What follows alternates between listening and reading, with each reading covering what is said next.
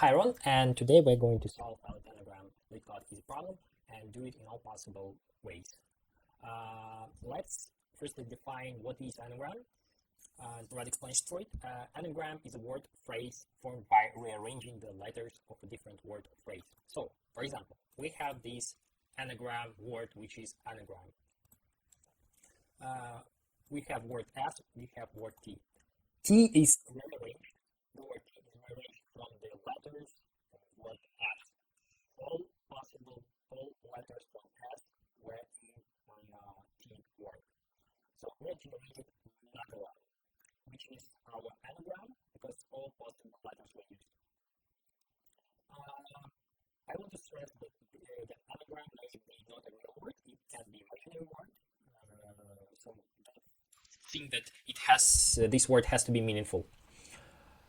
In example 2, we have red and car, and you can see that red has different letters than car, so it's not anagram, so we can say false. We have the task of giving where we are given S and T words, and we have to provide the result whether they are anagrams or not. Whether T is anagram of S or S anagram of T, it doesn't matter because it's interchangeable in this case. And yeah, we have just to provide the answer, the result, true or false. What is a solution which can get to your mind first? Is just let's just sort our words, and if they're sorted, if they are completely the same, you can just equally check the size is going to be the same and provide you the same result. So let's implement it. Let's implement this solution. Let's sort our S and check that it's equal with sorted T. This works. This will work. I'll check it. But I firstly want to add some additional condition, which can be helpful, because just imagine that we have different sizes of S and T, and you cannot. It's by default. Not how to say it. By default, if the sizes are different, they are not anagrams, because you cannot rearrange. How to say it? You cannot rearrange into the same values from one word to the other if the sizes are different. So let's just to not spend some time on thinking and even trying to provide some result and get into our logic to compare whether this is anagram or not. We just compare their lengths. If they differs, we just return false. And let's check it. It works. Okay, it works. It takes O by space and time complexion. Space complexity, sorry, space complexity. Time and space complexity. What we have? We have time complexity. Complexity is O n log n. And space complexity is going to be O1. Why O n log n? Because we are using sorting algorithm. By default, sorting algorithm considered to have n log n, time complexity. Space complexity O1, we're just considering that it's in place. There are some algorithms which under the hood use for space complexity for sorting, for example, merge sort. Quick sort doesn't use it. Just imagine, in average, it's just considered by default that space complexity is going to be O1. But again, you have to communicate with your interviewer, because it may think that they differ or something else. Just talk. This is better than just put here O1, because different algorithms have different time and space complexity in terms of sorting.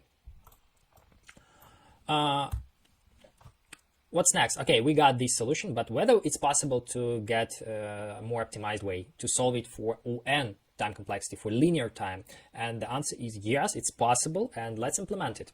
How it can be done? It can be done by creating a frequency table, and using frequency table. This is what? This is just not table, array, just frequency array. Just imagine we have a frequency array, and we have our, for example, text. We have our letters in our text. In our case, we have all lowercase English letters, and just imagine that each letter has its own mapping to index of our array. So afterwards, we can just increase its index and decrease and tell whether this is anagram or not. This is shortly firstly, yes, how we're going to define whether this is anagram or not. We have our frequency array. We are working through our S word and increasing the frequency of each letter in our S word. Afterwards, we will we will iterate over our T word and decrease our counter of frequency of each word which appeared in T word. And at the end, in the positive case, we have to end up with a situation where we have a frequency array filled only with zeros. So we will check if all of our values are zeros in our array. We return true, otherwise we return false. Okay. Let's start writing the code. Again, we will put here our condition for length sizes. If len s not equal length t, return false. Then we create our array, frequency array, just filled with zeros. I'm going to use 26 lowercase English letters because there are only 26 English letters in our case. What we do right now, we just iterate over our S word, and by mapping with its position, we decrease or increase our counter. But again, the question is how to define which position we have to map our S letter. This is a good question. The answer of it is in ASCII table. Let's check and get familiar with ASCII table. What is ASCII table? ASCII table is a standard. Let me tell you, this is a standard for encoding and decoding characters, which exist in our keyboard. It's 128 characters where we have our characters and its values. We can see for high uppercase, C it's 67, 35, for space 32, M 109, lowercase, and we can see that for from 97 to 122 we have our lowercase letters. Yes, and I'll get just to it, but I want firstly to explain why do we need this encoding decoding standard. Encoding decoding standard as ASCII table or Unicode table, we need to provide our encoding and decoding throughout sending our textual information to other person. When we send our information by packages to the other, for example, throughout our internet to the other person, it's not appeared like a text to text. It's converted firstly to bytes, and bytes sent to different person. Different person redecode it to its own text and read it. This is how, for example, communication happens. And just imagine an example with email sending. We are sending email, we write our text.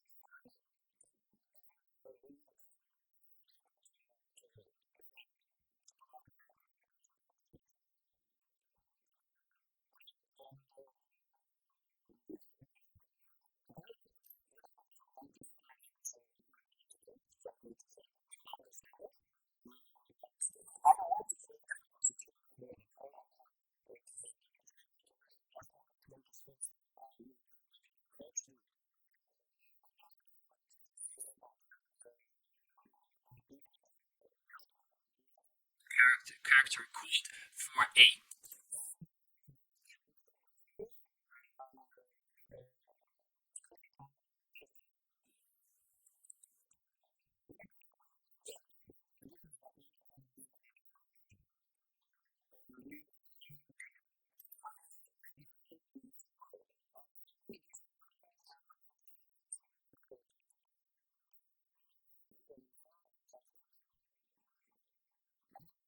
So what we have to do right now is just iterate over our S letter by using Python, with help of Python and ASCII or D function, which helps us to get for each letter ASCII representation.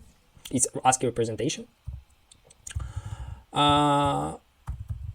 Letter, we decrease 97 and increase our counter by 1.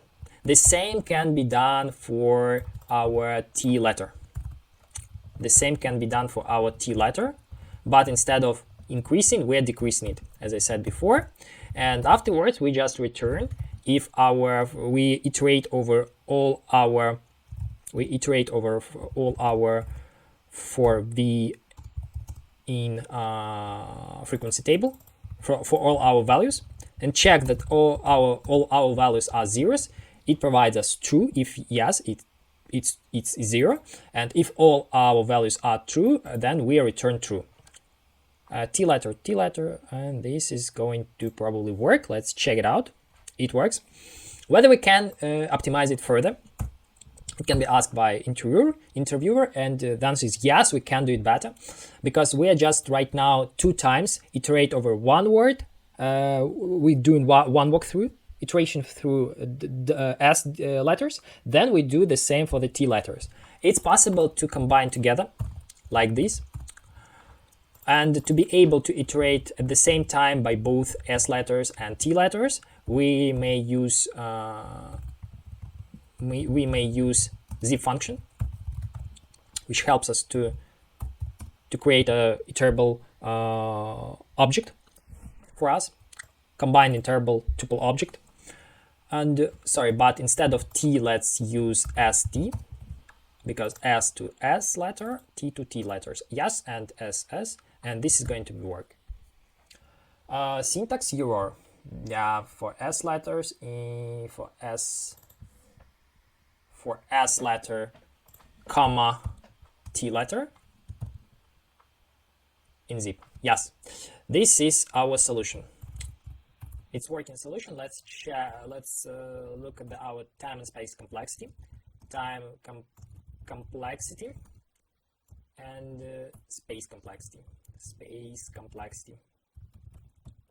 For time complexity, we have ON, because we are doing it one walkthrough through our letters.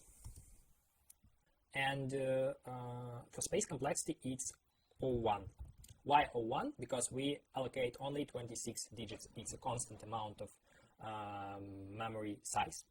So if we will, if we will take huge words, with a million, billion letters, anyway, this is going to be 26 allocated 26 length frequency array. This is why it's O1 time complexity. What is interesting to say is that the interviewer can afterwards ask you the follow-up question, such as this one: what if the inputs contain Unicode characters? How would you adapt your solution to such a case? You can think of, okay, Unicode. We have ASCII table, which has from 0 to 128 digits, but character code values. ASCII table. Inside, but what if we will have Unicode characters instead of ASCII? It may end up with more than 1 million character code points inside. Potentially. In reality, there is a Unicode 12.1, which has 137,929 code points, with smiles, different signs, objects, I don't know, maybe Chinese letters, etc., etc., etc. A lot of different symbols in here. And in reality, Unicode is used, as I said, for communication, mostly. What is again? How do you adapt your solution to such a case? And the answer is using hash map or dictionary instead of frequency array. I want to explain why we need to to change our solution from frequency array to to our hash map. Just imagine we have our Unicode letters, for example, potentially more than 1 million values, just more than 1 million. We have created our frequency array 0, 0, 0, 0, comma, comma, comma, and 0. This 0 is 1 million 0 by index. And we have an input string ABC. What we do in this case, we're just iterating over our ABC and put our increase our counter by frequency and appearing these letters. In here, just imagine that this ABC is mapped to the first values. It's going to be 0, 1, 1, 1, and all other values are going to be 0, still 1 million 0. So we just allocated huge, increasingly huge array just to work with some amount of values, some amount of word size letters. This is unreasonable to do. And this is why it's much easier to create a dictionary. And what we can do in this dictionary is just put our A to 1. It's only one time appeared in our word. Only one letter appeared once.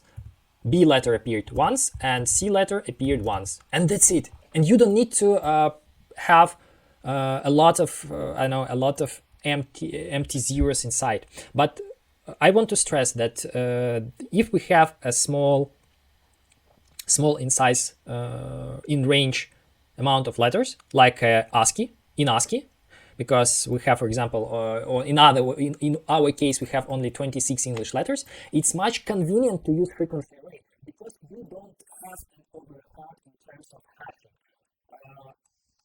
Probably you know that hashing algorithms takes one time complexity, but it takes time complexity. You have to understand it. It takes time to compute hashing and map to create this packet to a value. It takes time. It's not free operation. Even though it's super fast, but it's not free.